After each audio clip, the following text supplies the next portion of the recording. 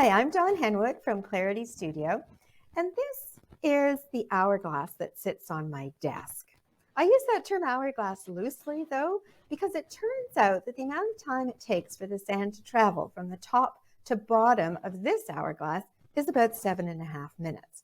So clearly, the good folks at IKEA who made this device have a different sense of time than I do. And that's not unusual, because time, as you probably know, is a culturally determined concept. And that's really key to keep in mind when you start communicating with communities outside the academy. When you step outside the academy, you are stepping into the culture of your intended audience. So you could be stepping into the culture of a particular community group, or a particular industry, or a particular zone of healthcare. In each of these situations, time will have a different kind of culturally determined meaning. It's key to your success in knowledge translation to be able to determine how time is treated in this culture and to be able to adapt your communication accordingly.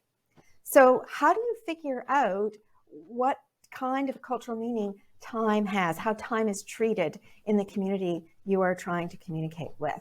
Well, pay attention to their behavior. Notice the length of the meetings they typically set. Do they set 1-hour meetings, or do they try to get everything done in half an hour?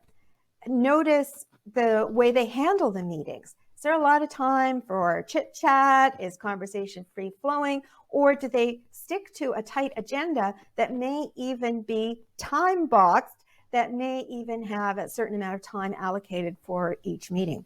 Pay attention to how often people look at their watches or their phones and how often they refer to the passage of time. Notice as well how rapidly they speak and the way they communicate in writing. Do they communicate in short bulleted points or in lengthy paragraphs?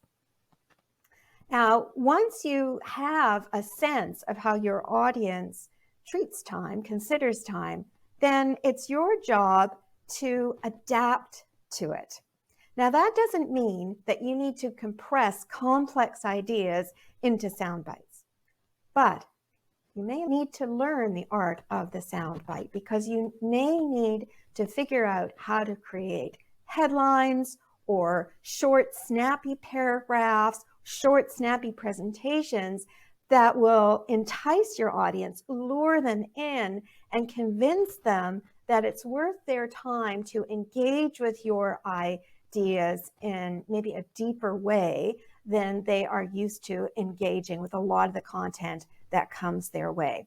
It may also mean that you need to think like a teacher, and you need to think about how you break down big, complex ideas into manageable, bite-sized pieces. It's often helpful to imagine your viewer or your reader digesting the content you create in little bits and pieces, because in a world where time moves more rapidly than it does in the academy, folks often don't have the leisure to sit and just read for an hour straight.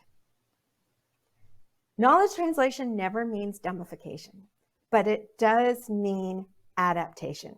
And if you pay attention to the cultural meaning of time for your audience, then you will have a really important key to making yourself heard in that world. If you found this video useful, please subscribe. And you can also find more great resources on my website at claritystudio.ca.